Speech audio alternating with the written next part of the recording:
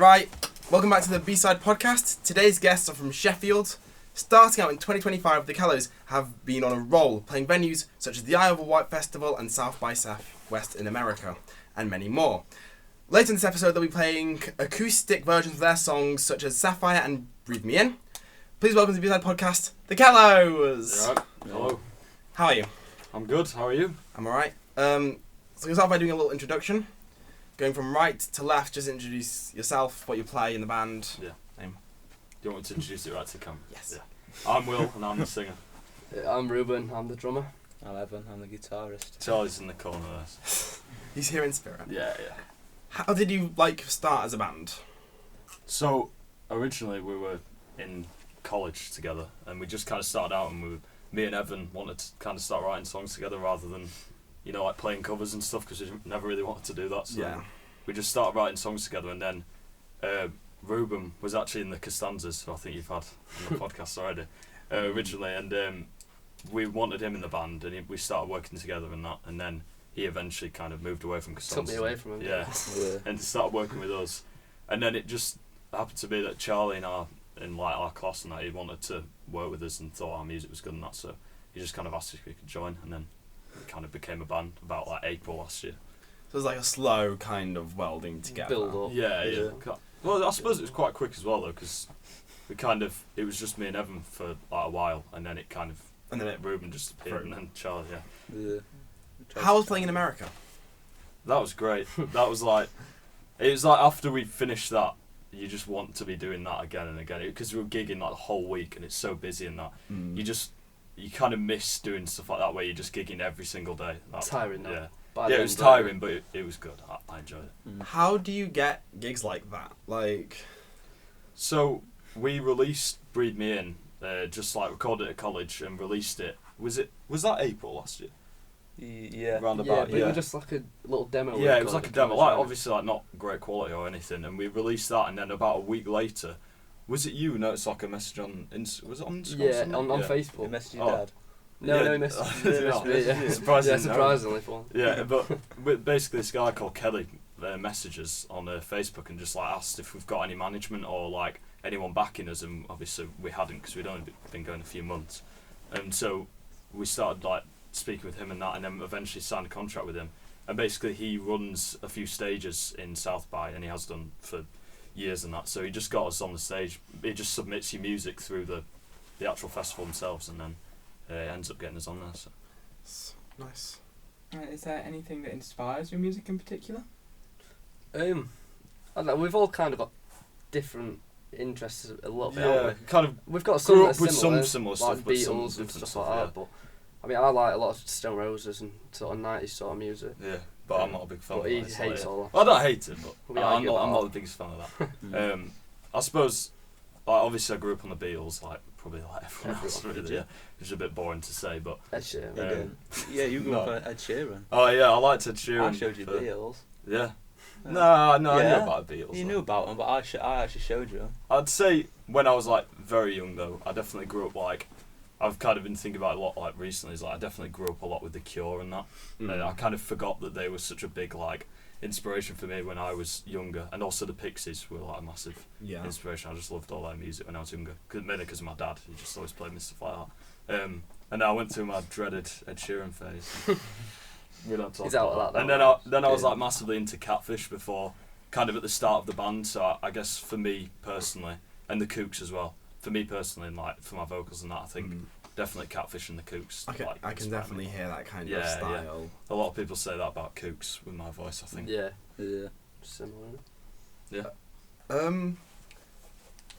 Isle of Wight as well. So was that the same for your management or? No, it kind of wasn't. I don't think. I think a bit of both. Basically, our manager knew one of the guys who works at This Feeling. I don't know if you've heard of them, promotion company. And he knew him, but then I think he'd sent him quite a lot of stuff, but he never really got back to him. And he was sending him a lot of our stuff, and he kind of ended up putting us on. What was it, just a headline, our own headline show in Sheffield, just to kind of see how it would perform and that. So we did that, and obviously there was someone watching that. So then they just asked us after that, "Do you want to do Isle of Wight?" It wasn't massively through management. It was through ourselves really. I think more than management for that one. I imagine that was also quite fun to play. Yeah, Of course, yeah. that's I mean, again, it was tiring because we were. We're playing on a Sunday night. Yeah, and we got there on the Thursday and we camped like 4 nights, and it's just like, Managed it though. yeah. Alva's managed not it. particularly close to Sheffield. Or No, it was like it? a 4.5 hour drive and a 45-minute ferry, and that's Yeah. not too bad though. What are your thoughts on AI in music? Ooh, AI music. Should ask you in about. Yeah. Yeah. The future. Yeah, I don't know. I think it should be creatives doing the creating rather than AI. I think maybe AI is okay for research and stuff, like Yeah. quickly researching stuff and stuff like that, but it's not okay for lyric writing or melody writing or structuring or anything like that. Creative stuff. Park Yeah, drive. it's not. It shouldn't be for creative stuff. Yeah, part drive. They always get brought up with the AI talk, don't they? Yeah, pretty much. Are your songs about anything in particular, or are there any themes across them, that kind of thing? I mean, I'd say you're kind of the lead songwriter, Evan, so it's kind of whatever you want to say about it. I mean, I've definitely written some lyrics that are just kind of personal to me, and maybe they'll resonate with someone else, but maybe they won't. But I feel like a lot of them are mostly personal. I think they are with you as well, Yeah. as far as I'm aware, really. Well, I think all the songs are about something, Yeah, but usually. maybe we can't You can't. tell you what you it is. can't. so Yeah. It's just personal, It's a isn't it? secret. Yeah, Yeah. big secret. It's more emotive than. Yeah. Yeah. Rather than sort of political or Yeah. trying to talk about something in the world or anything, it's just kind of personal stuff to us. Yeah. So you say about how Evan writes the songs. Do you like just write a riff and then come to the band, or how does the songwriting process work? Well, we've done it loads of ways, to be fair. Sometimes I write like a whole song and bring it in and we work the instruments out. Or sometimes I've got a riff and we work it out from there. I feel like the riff jamming ones sometimes. like always come from like jamming at practice, like you said.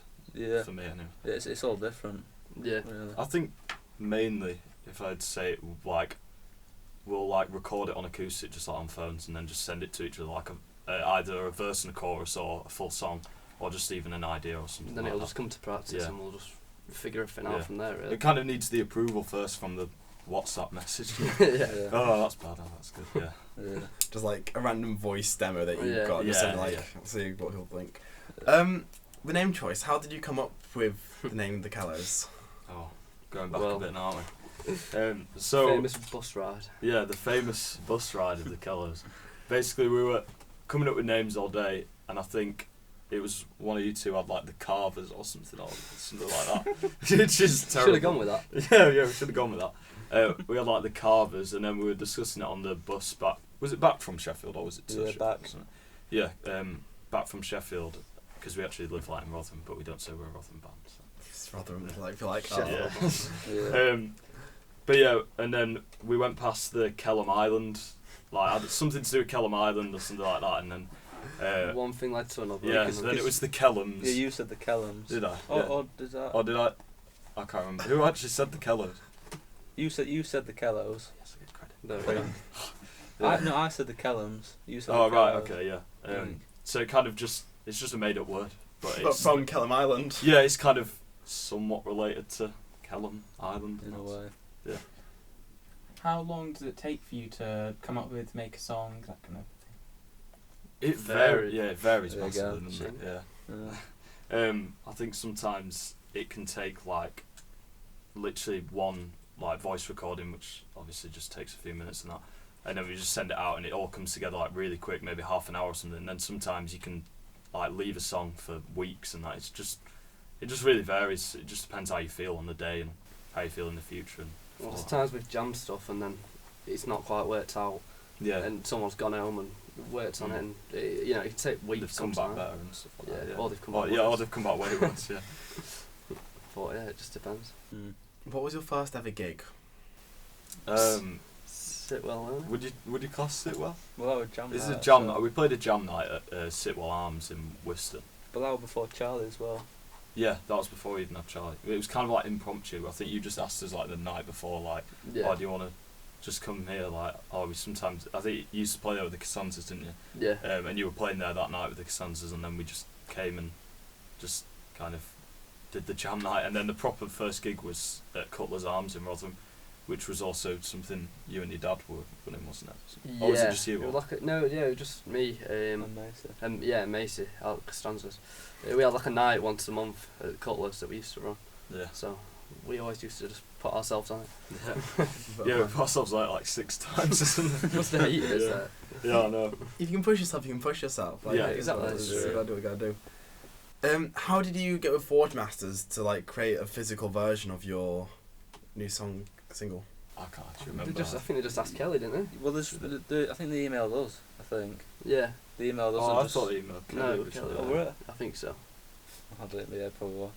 But I don't know. We didn't chase up or anything. But it's worked. And It worked, and Yeah. we've got Van I on think now. he kind of wanted to like work with us once, and like, was it? It didn't really like cost anything really. It was No. just kind of like a free, Like on sort demand of- sort of yeah, thing, on isn't demand it? thing. Like I think like limited run. I think it was just to test the waters and just see see like yeah how what you can how they how do we can it work and- together and that. Yeah. Yeah. How do you record your music? Like where do you record it? Just in college, or do you hire studios? Or We usually, obviously, we start on the voice memos and then we do voice memos at practice and whatnot, and we have a listen to them again. Then usually when we think a song is like maybe getting somewhere, we'll go record it at college, just kind of as best we can, yeah. and then we'll send it to our manager and like get his approval. And we've recorded quite a few different studios because we were never really like happy. It kind of like varied quite a lot. We recorded at what was it, Unit 13? 30 in London. Yeah, with Paul Paul Tippler. I think Tip- he did like early Stereo Lab stuff and stuff like that. And what was the other band? Do you know? 80s Matchbox Beeline Disaster. He did their first album, which I really liked. Same words. I can't remember. He's done a few Elastica as well. There's been a few Yeah. that he did, so we Um, thought it'd be good to go to him. so we did Do You Want Me To and Breathe Me In with him.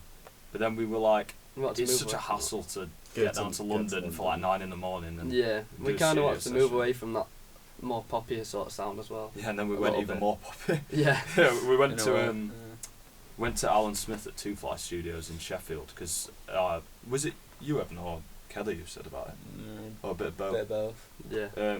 We kind of like heard a bit about him, and obviously he did like early Arctic Monkeys stuff and like Mardy Bum and stuff like that.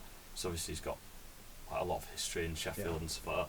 And we went with him, and I don't know, we weren't like too happy with that how it went. It was maybe a bit too poppy, so then we actually heard Weave's EP. I don't know if you've heard of Weave, and we thought it sounded really good, and we found out who did that, and then we went with him as Dave Sanderson in what is it, Crystal Ship Crystal Studios. Ship, yeah. And we've just been there the other day as well doing a live session, so I think we're going to stay there for a while because we're pretty happy We with quite how- like that yeah. sound. It has a nice like lively sound rather than too poppy. I Yeah. like it. It all depends on who you get producing to. Yeah, figure out, yeah, like- yeah. It's taken a while, but I think we're fairly Yeah. happy now. Well, yeah. I'm For very now. happy. Yeah.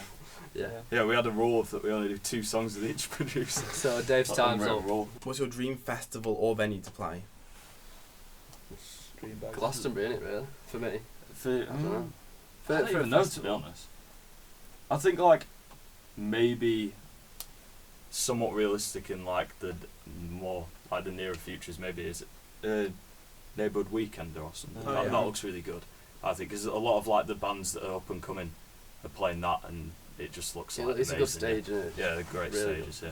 Yeah. But I don't know like all-time dream festival. I kind of like I'd enjoy playing anywhere really, to be honest. Just Yeah. enjoy playing for playing. Yeah. Royal Albert Hall as well. For Yeah, festival. that'd be I'd good, love yeah. that. I'd love that. Yeah. That'd be a good one. What are your plans for the future, or do you have any? We've got quite a lot lined up, haven't we? We've got a lot of Yeah. gigs coming up in the next few months. And some festivals. We've got Gathering Sounds Festival in Yeah. September. We're hoping to like maybe jump on like a support tour or something like that would be really beneficial at the moment. I Yeah. think. Yeah. We might have Yeah. stuff coming up later in the And year. then hopefully if we sort out like an agent and stuff like that, we can get on some of the festival slots next year. So I think that's like the plan for That's the the near goal. future. isn't it? Yeah. Yeah. Like, how did you get your video for Eve all sort set up and everything? He blagged So it. yeah, I blagged my way into getting an amazing videographer.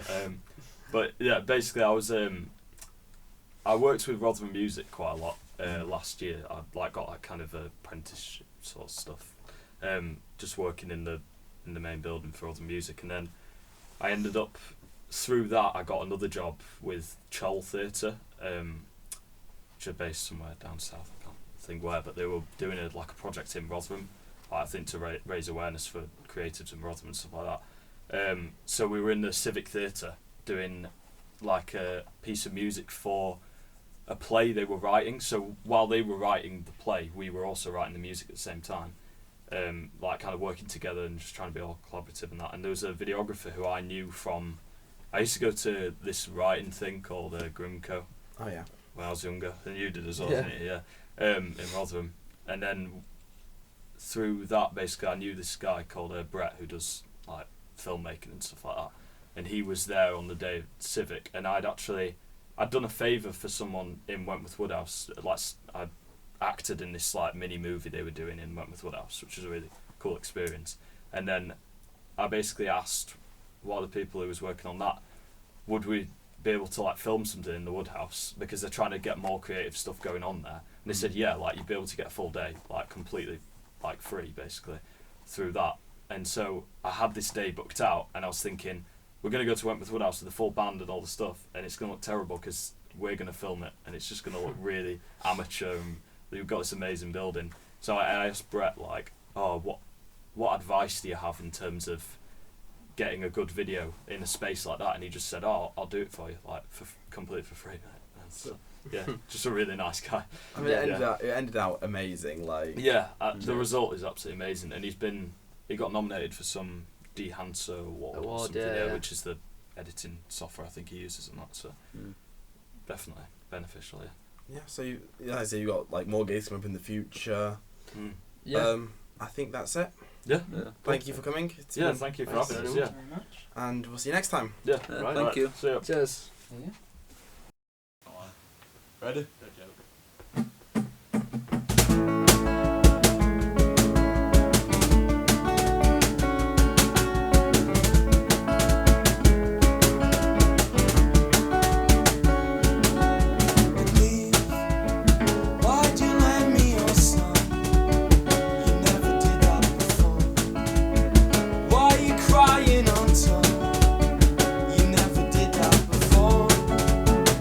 Won't you give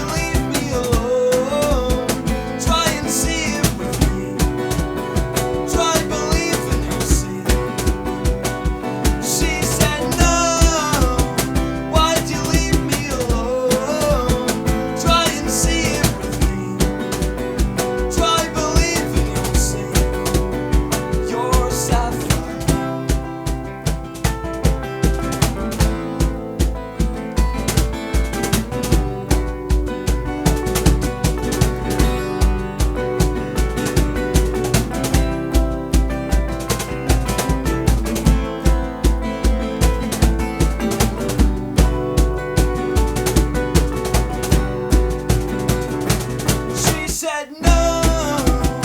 Why'd you leave me alone? Try and see it with me.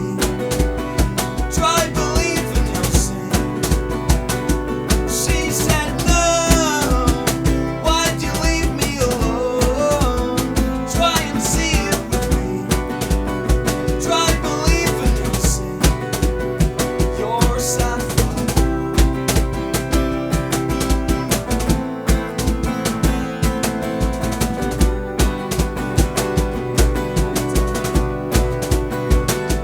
She said no.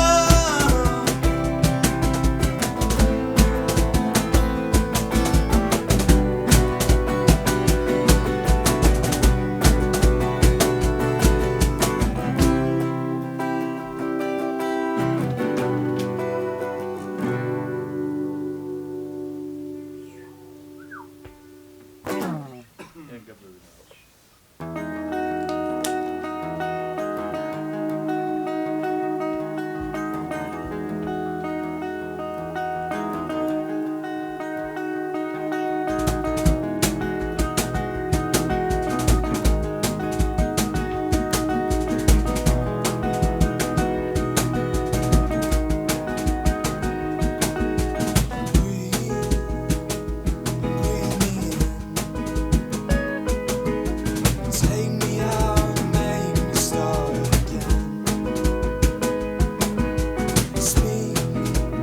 Speak to my soul. Keep me close, oh